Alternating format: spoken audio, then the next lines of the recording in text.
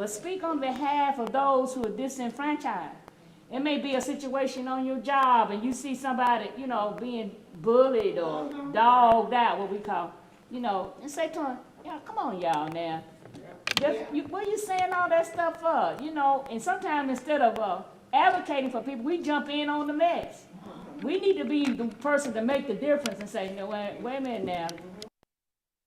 He ain't bothered you, leave her alone. You know, knowing that there's a time when to speak up and be an advocate for somebody. And that's basically what Jonathan was acting as an advocate for his father and for David, because he loved both of them. He was taking a stand for what was right. Yeah, yeah, you gotta be able to take a stand, even you have to stand by yourself. Take a stand, and we allow things to happen that we know is not right. Right.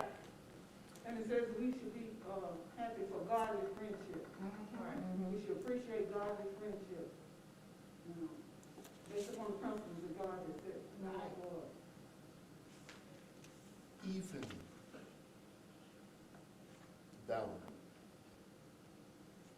Jonathan had told David to go hide himself.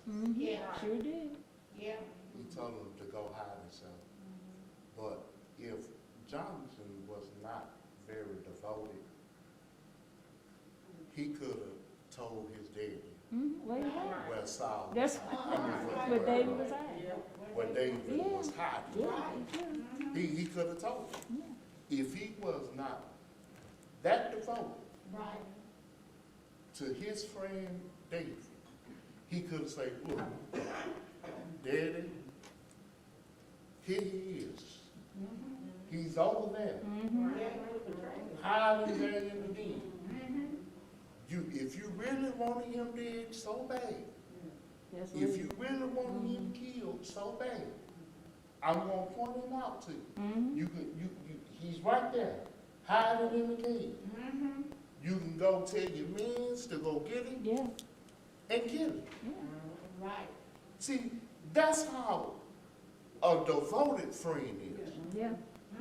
A devoted friend, even though you think he might turn on you, if you really devoted, if you really sincere and really devoted to one another, you won't let nothing, no matter what it is, you won't let nothing stop your devotion in what you have with somebody.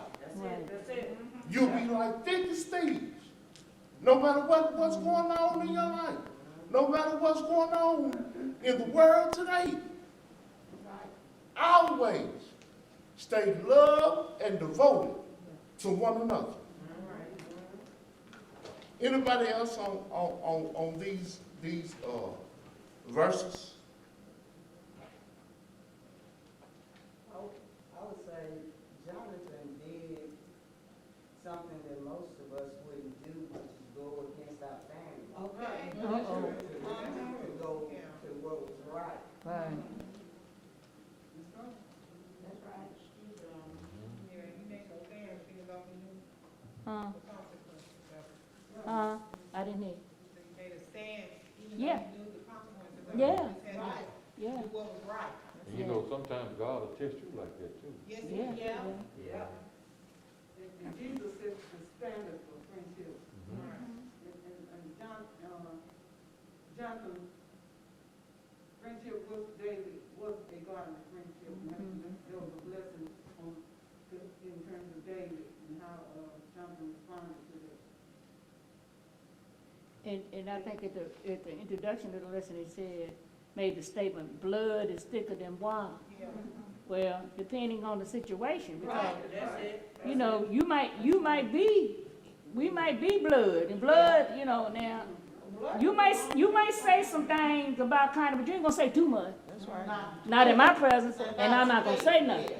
Now, blood holds that, but if what wrong is wrong, and right is right. And so even if it's a blood relative, Right. you know, they can be wrong. And sometimes you have to be able to, not sometimes, you have to be able to stand for what you know is right, not what you think is right. Another thing, they knew David was anointed.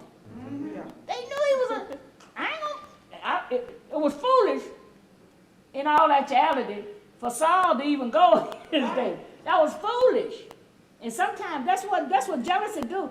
It'll take all logic. Yeah, it'll take all logic. It wasn't no, you saw the oil. He saw the oil flow. This man is anointed. You better leave this man alone. And that's really what his son was trying. You better leave that alone. What Dr. Johnson was trying to tell. But jealousy will make you do some crazy things. And if you let it grow, it ends up into, if he had resolved it early, and this is foolish for me. Sometimes you have to talk to yourself. Now this don't make no sense. This don't make no sense. Talk to yourself when you're thinking foolish thoughts. You know, don't have nobody to come to you and say, now you talking like a fool. Yeah. But talk to yourself. And if he had, he would have seen it. But it grew on and on. It went years and years, y'all. Like you said, he tried to kill him on several occasions. It went on. You can't let that kind of stuff roost in your being because you end up damaged. And he knew eventually somebody was gonna take his place. Yeah, come on now. So he knew eventually somebody, he was jealous of David's popularity. Yeah. You know, it's sometimes it's good to have good trouble. Yeah. Yeah. You know what I mean? Yeah. It's good to get in trouble. Good trouble. Make you think. Some people believe that they can't be replaced. Excuse me? Die and see. Die and see. They'll replace you before you take your last breath. You'll die and find out.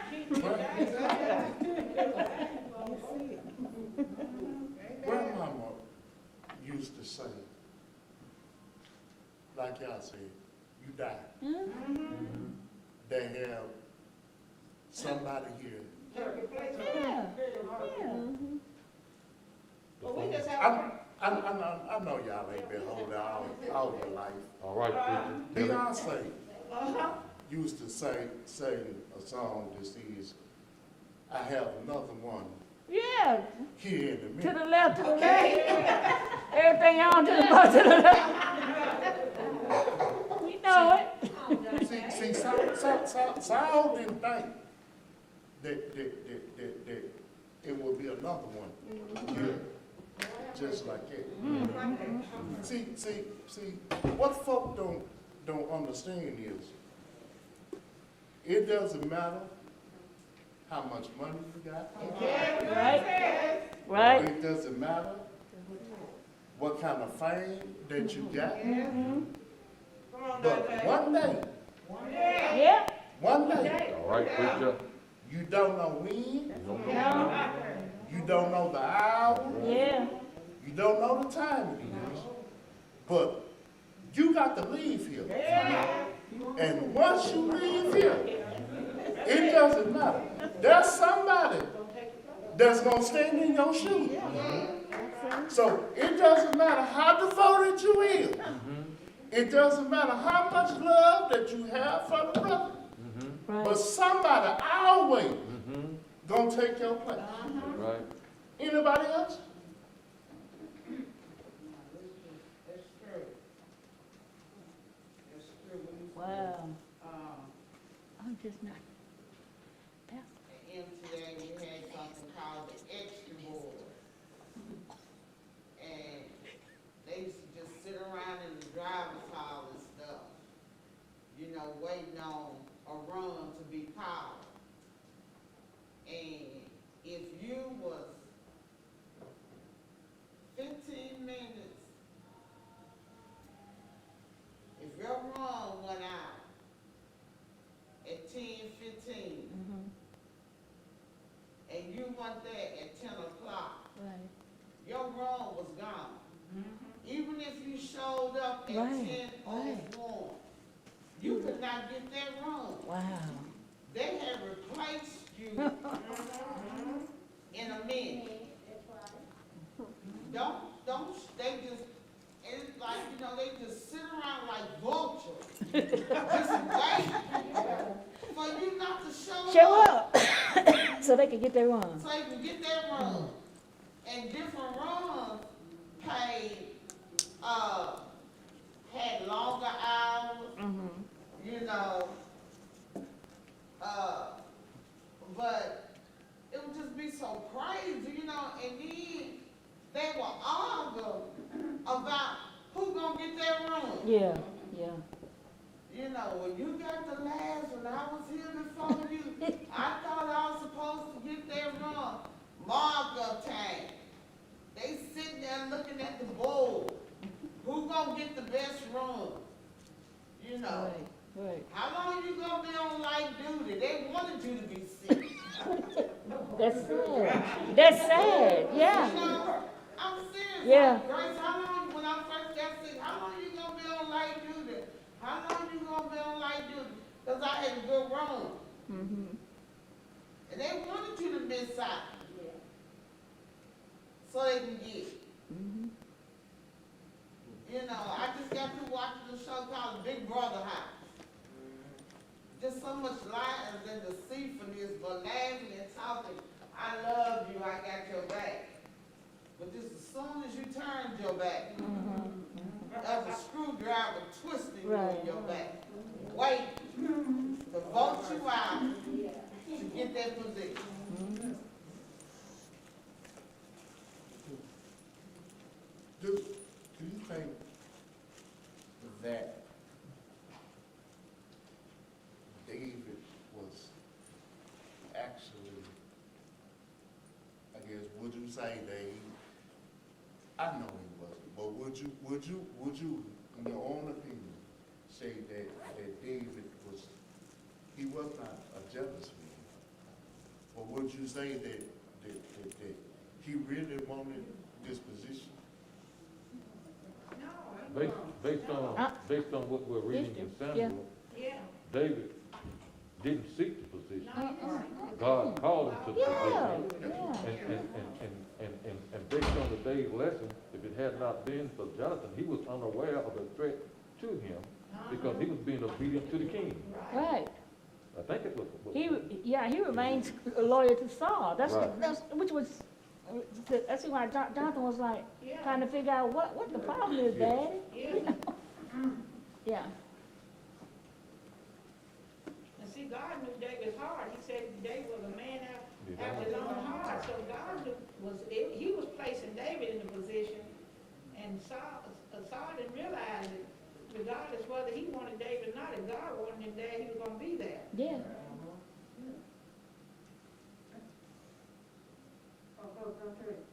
Could I read the application for activation? Sure. It says, as believers, our loyalty must align with biblical principles. It is a disservice to the offender not to call attention to the error, but correction must be orderly and respectful, not judgmental and self-righteous. A process is necessary to resolve issues and concerns. Hold a meeting and invite an objective and trusted mediator to help deal with hurt feelings and misunderstood words. Seek to understand each other's perspective. Be quick to recognize your role in communication breakdowns and set up some norms for future interaction. The foundation of every relationship should be love for God and each other. That should be the foundation. And when you think about it, we're not gonna always agree. You know, even in a small group, you know, first of all, you got different upbringings. You know, now me and Connie were brought up by the same two parents in the same household. Do you think that we think alike? You can name two things that we truly think alike on. Yeah. You see what I'm saying? So there's gonna be some differences. But the thing is that, like the application was saying, you learn how to roll when there's a disagreement. If you got a problem, you know, address it and then let it go. Because even David was a man after God's own heart, and he was an adulterer. You know, he did something, but he was a man after God's own heart. So there's something wrong with all of us. While you looking at me, check yourself. You know, if we take time to just check ourselves, dress down yourself, And then you, after you finish that, you may have a few seconds to dress down somebody else. But we ponder so long on the faults of others that very seldom do we have time to address what's really wrong with ourselves.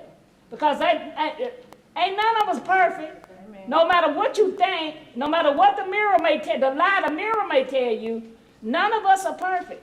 And so we have to be careful about judging and saying, she ain't all this and she ain't all that. And then it's strange.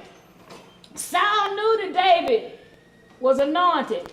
And sometimes you have to be careful because people get just because God is anointing you. Now, ain't that crazy? Ask yourself, ain't that crazy? Yeah, that's right. Why am I going to be jealous? Because, really? Some stuff just need to leave. I see the Lord's blessing on you. I'm going to leave you alone. Go on about your business. We'll say, what God has for me is for me. Boom. But yet still you out here being envious over what somebody else has. When you get envious over what I have, you're saying that God, I know better than you. Now, do you really want to say that? God, I know better than you. That's crazy thinking. Sometimes y'all know you can't control what can come into your mind, but you sure can control how you react to it. Some stuff come in your mind, you be saying, what kind of thinking is that? That's messy. And stop harboring messy. Sometimes we'll get around people so we can talk mess. We like that messy. Somebody come around you talking messy, you tell them, get away from me. I don't want to hear no lot of mess. And that's when the pastor's talking about your crew and your crowd. Watch that crowd, but better yet, watch that crew that you think is running with you and really running against you.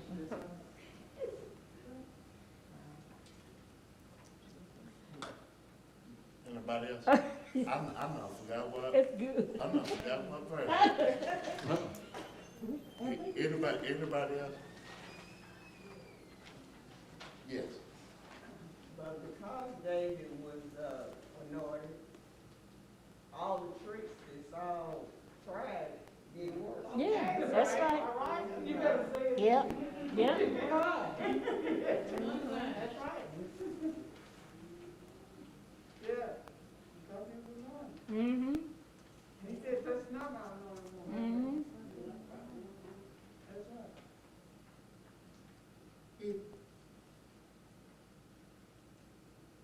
It does not matter how much folks try to, destroy you. Whatever God got for you, Yeah. Yeah. it's for you. Yeah. No matter how many times people try to take it away from you, Right. Right. if it's your season. Yes. Sir. Right. Yes, sir. Because I think Ecclesiastes said for everything Yes. there is a season. This was probably David's season. And Saul knew this. Saul knew that this was David's season. Yeah. Because he was anointed and appointed. Yes, sir. Anybody else?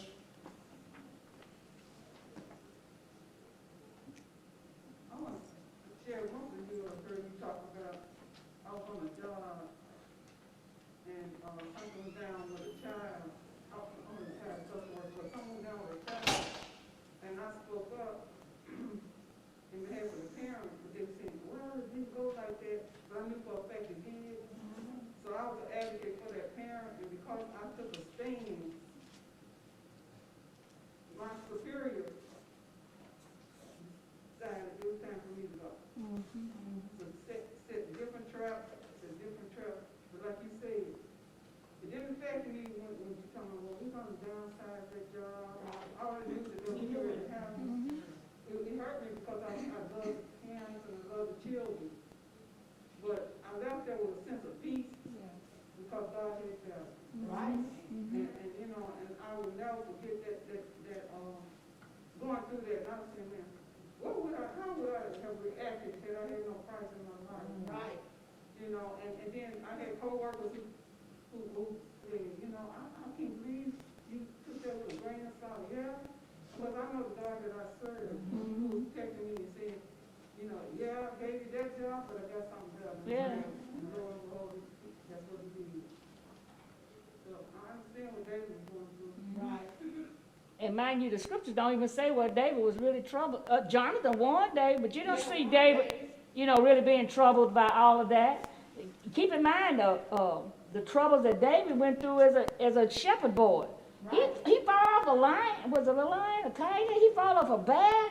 You know, God has kept him in so many different situations. And sometimes when we going through stuff, we be praying, Lord, take all this trouble. He asked him in that trouble, what are you sending? There's a message in this trouble. Help me to see it. Don't take the trouble away from me. Be with me in the trouble. Because he prepared David in that trouble. He prepared David in that trouble for what he was getting ready to go through. I believe that. Whatever you're going through, just like the Red Sea rule said, you are there for a purpose.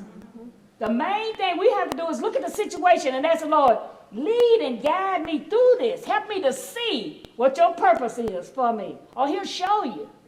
And you'll remain calm. The storm will be tossing all around you. And you'll wonder why you calm. During this pandemic, I have some concerns. I have to admit I have some concerns. But I've never wavered. I'm in the ship. I'm in the same ship that America's in, even with y'all's president. I'm in the same ship. But somehow or another, the storm is raging. And sometimes I ask myself, why come I ain't upset? He told me from the beginning, he got me. And he had me before the pandemic. He'll have me after the pandemic. And I believe it. I believe it. He said, trust me for one thing. Trust me for all. I used to hear old people say that. Yeah, now I'm old and I'm saying it. And I know it to be true. I know it to be true. Better ask somebody. I know it to be true. Brother Dante, I was just wondering if Jonathan hadn't told David his father's plans, David probably would have never knew. Right. David would probably never knew that Saul was planning to bring harm to him if Jonathan hadn't intervened in the situation and told David. Because David was just being a servant, doing what he was supposed to do. He didn't know how Saul felt about him and was jealousy. So Jonathan intervened in that situation and told David, go hide, because my father want to kill you. He didn't know, he had no clue. No. Read the chapters in Samuel before this lesson. No, he didn't realize this. No, he didn't realize When- that Saul wanted to kill him. When you brought up the fact that he threw those two swords, as javelins or whatever, at him, David was sitting at his feet playing the harp for him. Playing the harp for him. And he cast those javelins at him. Will you think he'd have been sitting there doing it if he'd known that the king was trying to kill him? He didn't know it. But the good part about it is that David listened to his friends. Yeah, he did. Sometimes you got friends you can't listen to. Oh, you better not have no friend you can't listen What to. I'm saying is, you can't trust what they say. Wow. The people that you know, some people you know, you can't trust what they say. Yeah, we're talking different. We're Different type of talking about friends that everybody you run with ain't your friend. You understand? Did y'all somebody needed to hear that today? Yeah. Everybody you run with ain't your friend. Right. But there'll be one or two. Usually there's only one or two that you got that's really your friend. Now Jonathan was a friend. Yeah. Everybody you call your friend, everybody you call your ride or die is not your ride or die. And I wish we could get that over to a lot of our young people. Baby, we need to get it over to our old ones. Well, we should get over to a lot of, because I remember, my grandson, the one got killed, I tried to tell him so many times, every time he turned around, Granny, I want you to meet my friend. I used to tell him, everybody you meet ain't no friend. Right. And we need to get over to them, if people will go along with your wrongdoing, ain't no your friend. They're not your friend. If you doing wrong and they go along with, they ain't no friend. The person stand up and tell you, man, you don't need to be doing that, you know that ain't right, that's your friend. Yeah. But these young people, every time they meet somebody, don't meet somebody that agree with them and do what they want to do, that's their friend. That's a part of being young. Like I said, John, in this lesson, John was a friend to David and his father, Yeah, because his yeah. father didn't realize he didn't want, the blood, he would have had David's blood on his hand if he'd have killed him. So he was a friend, John was a friend of both of them. Yeah. Jonathan was like David's ride or die. Yeah. And like you were saying, Mama used to have a saying, be careful who you hang on. Yes, I was used to say it Hang too. around. Because you might call this person your friend, but you never know when they're trying to stab you in your back. Right. And that's the most important part of this lesson about being devoted. Yes. Because Jonathan was a Yes. devoted friend. Even though however you look at it, he was a devoted friend to David. Where did we stop off at? Anybody know? Yeah, we covered it. Huh? We covered it. Cause I know forgot. We didn't read 5 and 6. Yeah, but we covered it. Huh? We didn't find. Yeah. You know, confidence showed us a lot of times. Yeah, it did. It did. You know,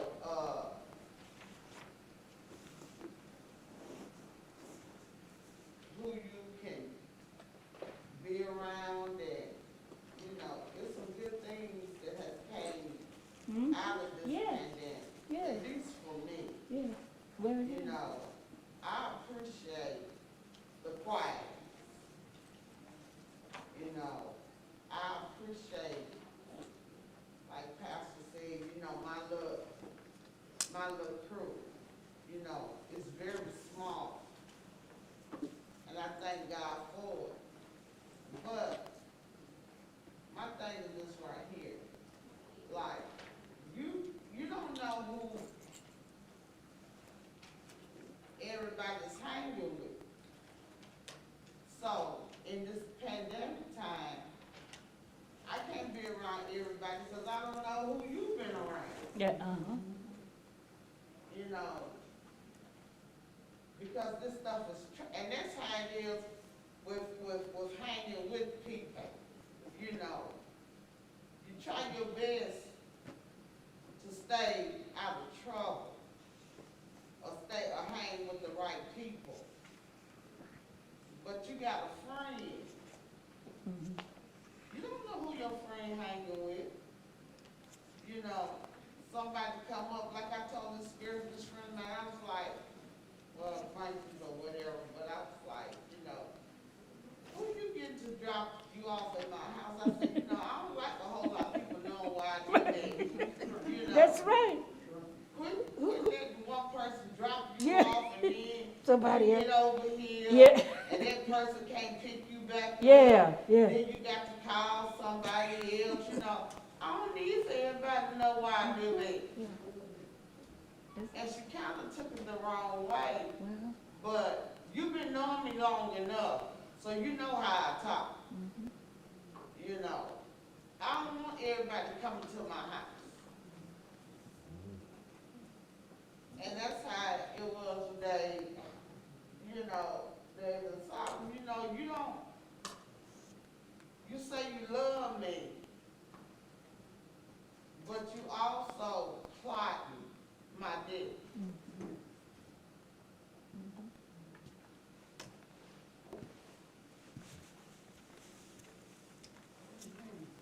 Anybody else?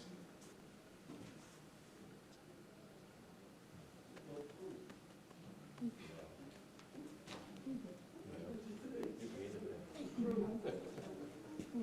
won't know what time for me. you good. You can leave whenever you want to. We got to do time for 11 o'clock service. Yeah, you can go ahead. That's what I'm saying. You can go and wrap it up.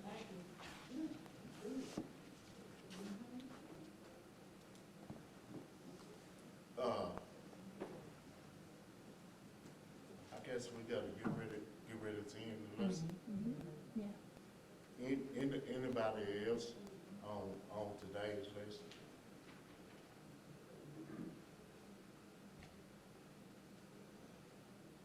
Well, we would like to thank Dante. And you got it for the rest of the month, so right? Huh? You got you teaching the rest of the month? Yeah. Okay, so we got you next week too. Thank you so much. Amen. Don't forget your, church school donation, offering y'all. We, he already took it up? Okay. We've been gone for what, 5 months, so. Don't forget, you can also give through Giveify. We'll stand and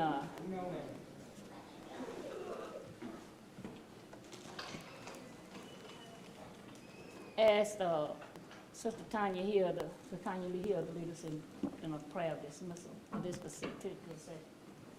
Father God, we come to you this morning, thanking you for who you are and thanking you for everything that you have done for us. We thank you, Father God, for Minister Dante, who has graciously graced us with his presence and given us the word of God today. We thank you for the conversation that has fed our soul and allowed us to continue to live in believing you and trusting you.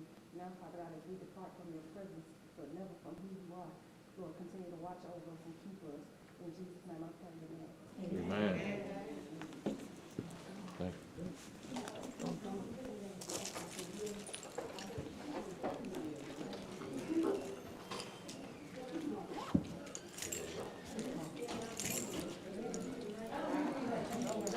You doing okay this morning? Yes, ma'am.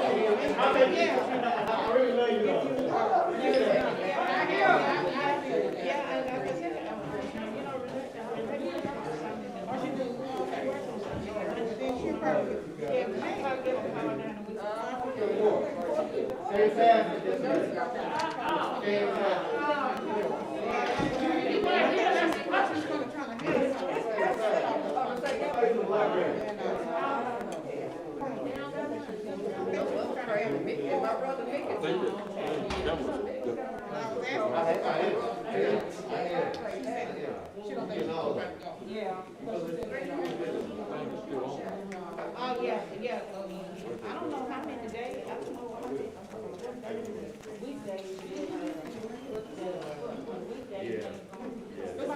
This camera right here. My wife will come back on me every time.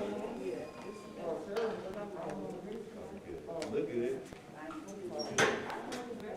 Oh, sure, yeah. Oh, okay. I was about to come to you.